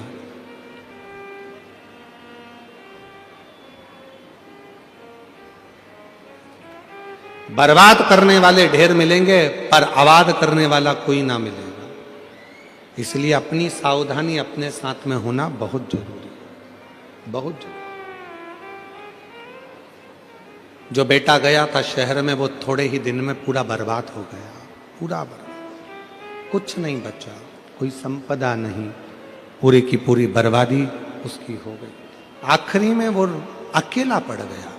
जो मित्र बने थे, ताली मित्र प्रशंसा करने वाले, थाली मित्र खिलाने वाले, प्याली मित्र मय खाने में ले जाने वाले, मदिरा की दुकान पर ले जाने वाले, ये तीनों मित्र भी साथ छोड़ दिए। कुछ भी उसके पास में नहीं बचा। तब उसके स्मरण में आया, अब करूं तो करूं क्या मैं? क्या अपने गांव वापिस चले जाऊं? अगर गांव जाऊंगा पिताजी धक्का मारकर निकाल देंगे तो कहां जाऊंगा?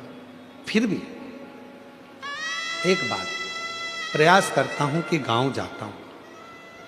मित्र के पास गया, पहले गया अपने मित्र ताली मित्र के पास। अरे यार तू तो मेरा साथ देता था, मेरे को बस गांव जाने के लिए मुझे 100 रुपए दे दे। 100 रुपए ना दिए। फिर गया थाली मित्र के पास में जो होटल में बैठकर साथ में खाता था, उससे कहा मुझे थोड़ा सा पैसा चाहिए, मुझे गांव जाना है, उसने भी नहीं दिया। प्याली मित्र में नहीं दिया, तब अकेला पैदल पैदल पैदल पैदल अपने गांव पर जा रहा, पैदल पैदल। और जब गया देखा पिताजी खेत में काम कर रहे थे, खेत में काम कर रहे, देखा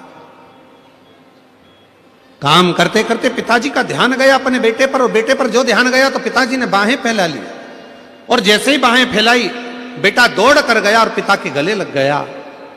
पिता के जैसे ही गले लगा तो बेटा रोकर, धड़क कर रोकर कहता है, पिताजी मैंने पूरा धन बर्बाद कर दिया, पूरा पैसा मेरे दोस्तों ने खा लिया, सब कुछ मैं बर्बाद हो गया, सारे पैसे को मैंने गलत जगह पर लगा दिया, और तो भी आपने मुझे अपने गले से लगा लिया। पिताजी ने कहा बेटा धन चले गया कोई बात नहीं, संपदा चली गई कोई बात नहीं, पर तू तो मेरे पास में आ गया ना, चिंता मत कर, चिंता मत कर, तू मेरे नजदीक में है ना। जैसे एक पिता अपने पुत्र के लिए बाहें फैलाकर, हाथ फैलाकर खड़ा है, और कैसा भी पुत्र है उसको गले से लगा रहा है, उसी तरह मेरा शिव है, उसी तरह मेरा शंकर है, उसी तरह मेरा देव अधिदेव महादेव है, बाहें फैलाकर खड़ा है। जब दुख आए, तकलीफ आए, कष्ट की घड़ी हो, बहुत दुनिया ने धोखा दे दिया, ठोकर लग जाए, तब आखिरी में एक लोटा जल लेकर शिव के शिवालय तक पहुंचना प्रारंभ कर दो, मेरा बाबा तुमको गले लगाना प्रारंभ कर देगा, अपने हृदय से लगाना। वो लगा और रिश्ता तेरा मेरा सबसे है प्यारा, रिश्ता तेरा मेरा सबसे है प्यारा, तू मेरा बाबा मैं हूँ तेरा लाला, मैं हूँ तेरा लाला, तू मेरा बाबा मैं हूँ तेरा लाला, मैं हूँ तेरा लाला। संबंध उससे रखो, संबंध उस परमात्मा से रखो जो साथ देने वाला है। कितना सुंदर बात आई है, शिव महापुराण की कथा कहती है, भगवान शंकर का पवित्र चरित्र कहता है, जब माता पार्वती जी के विवाह का समय आया, माँ जगतजननी जगदम्बा स्वयं देव माँ पार्वती का जब विवाह का समय आता है तो माता मैनावती उनको समझाती है, क्यों विवाह कर रही हो, वो भी शिव से। ना तो शंकर भगवान का कोई घर है, ना शिव जी का कोई महल है, ना शंकर भगवान का कोई गाड़ी है, ना शंकर भगवान का कोई बंगला है, ना उनके पास में आभूषण है। उनके पास आभूषण भी है तो सर पे और कानों में बिच्छू है, गले में विष पड़ा है, मस्तक पर चंद्रमा धरा है, कुछ है ही नहीं उनके पास। और तुम विवाह करना चाहती हो वो विश्व से। समझाया पार्वती जी मानी, मां मेरे भोले बाबा के पास में कुछ भी नहीं है माना, पर उसको काल अधिपति महाकाल कहते हैं। माना धन नहीं उसके पास में, माना वैभव नहीं उसके पास में, माना संपदा नहीं उसके पास में, माना गाड़ी बंगले नहीं उसके पास में, माना सत्ता नहीं उसके पास में, पर मेरे शंकर भगवान के पास में काल तो उसी ने अपने काबू में कर कर रखा है। काल तो है ना उसके पास, उसने काल को तो अपने हाथ में, अपने काबू में कर कर रखा है ना, उसने काल को तो अपने काबू में रखा है। बहुत है मां, और कुछ भी नहीं चाहिए। मेरी जीजियों, एक बात आपसे पूछें, जरा उत्तर दीजिएगा। आपकी घड़ी खराब हो जाए, सुधरवाने के लिए कपड़े की दुकान पर जाओगे, किराने की दुकान पर जाओगे, फ्रिज की दुकान पर जाओगे, या घड़ी की दुकान पर जाओगे?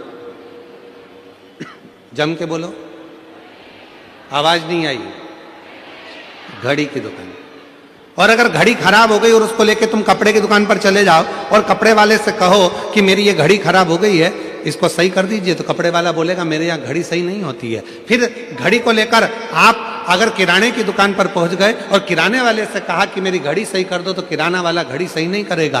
पर घड़ी को लेकर आपको घड़ी वाले की दुकान पर जाना पड़ेगा और घड़ी वाला कहेगा भैया इसको कम से कम 5 दिन या 7 दिन मेरे पास पटकना पड़ेगा, 7 दिन में इस घड़ी को मैं सही कर दूंगा और ये घड़ी सही तरह से चलना प्रारंभ हो जाएगी। बस यही शिव पुराण कहती है। घड़ी बेकार हो तो घड़ी वाले के पास जाइए। उसी तरह घड़ी बनाने वाला कौन है, समय बनाने वाला कौन है, समय चलाने वाला कौन है, समय की गणना करने वाला कौन है? केवल एक, जिसका नाम काल अधिपति महाकाल कहते हैं।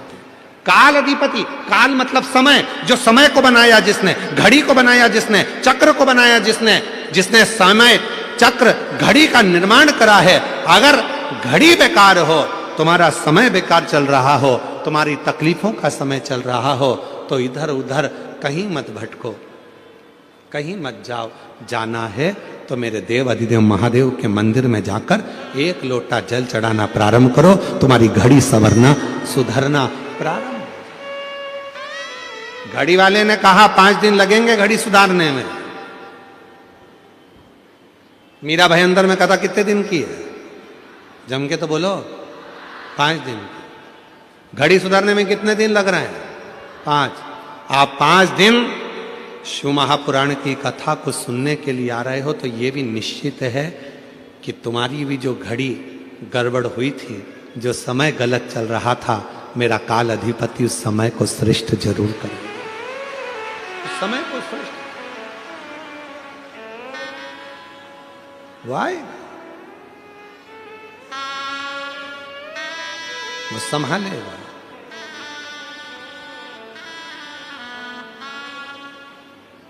और शिव के सिवा कहीं दिल ना लगाना, शिव के सिवा कहीं दिल ना लगाना, वरना पड़ेगा तुझे आंसू बहाना, वरना पड़ेगा तुझे आंसू बहाना, शिव के सिवा दिल ना लगाना, शिव के सिवा दिल ना लगाना। क्यों भटके? एक पत्र है, अच्छा है, देखिए, बहुत अच्छा पत्र है।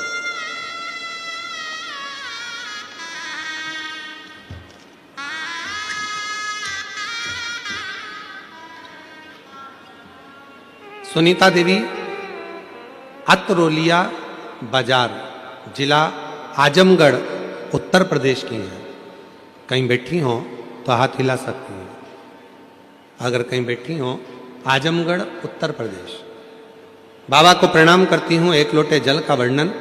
मेरे घर परिवार में बहुत समय से दुख और कष्टों से चल रहा था। हम पूरी तरह से हार चुके थे। सब जगह प्रयास कर कर देख लिया, पर कोई रास्ता नहीं मिला। तब मेरी भाभी ने मुझे शिव पुराण के बारे में बताया। हम आस्था चैनल पर इसको सुने, उसमें 1 लोटे जल के बारे में बताया और हम हर रोज शिव मंदिर में जाने लगे। पशुपतिनाथ का व्रत भी किया और आज बाबा की ऐसी कृपा हुई, मेरे बेटे की नौकरी सिविल इंजीनियरिंग भाभा परमाणु अनुसंधान केंद्र में मुंबई में लग गई। मैं बाबा को यहाँ प्रणाम करने के लिए आया। शिव को नमन। एक पत्र और अच्छा है, देखिए।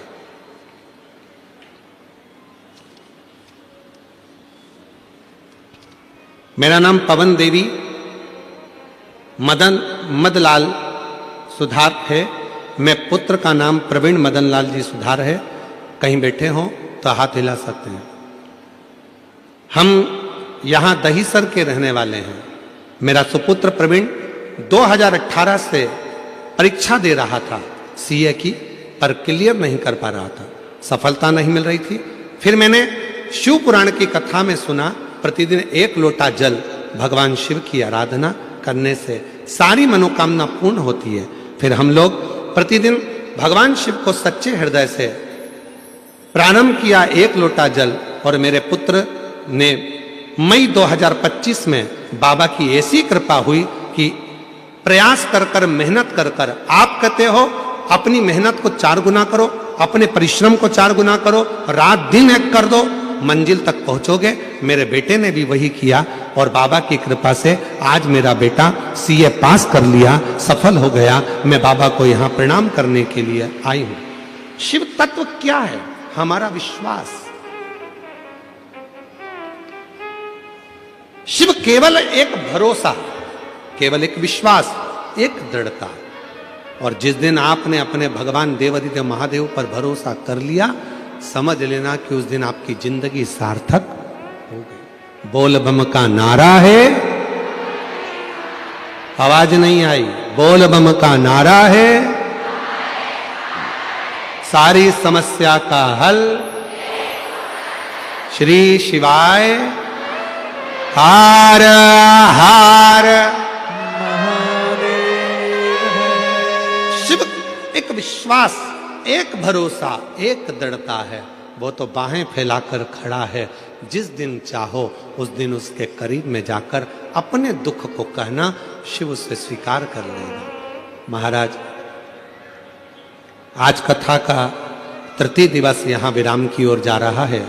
भगवान श्री गणेश जी महाराज पधार रहे हैं। जोरदार ताली बजाकर स्वागत करें श्री गणेश जी महाराज का। कल कथा का समय यही 2 बजे से 5 बजे तक रहेगा। परसों के दिन कथा विराम होगी। कथा का समय सुबह 8 बजे से 11 बजे तक रहेगा। तो परसों के दिन जो कथा का समय रहेगा वो सुबह 8 बजे से 11 बजे तक रहेगा। कल का कथा का समय यही 2 बजे से 5 बजे तक रहेगा।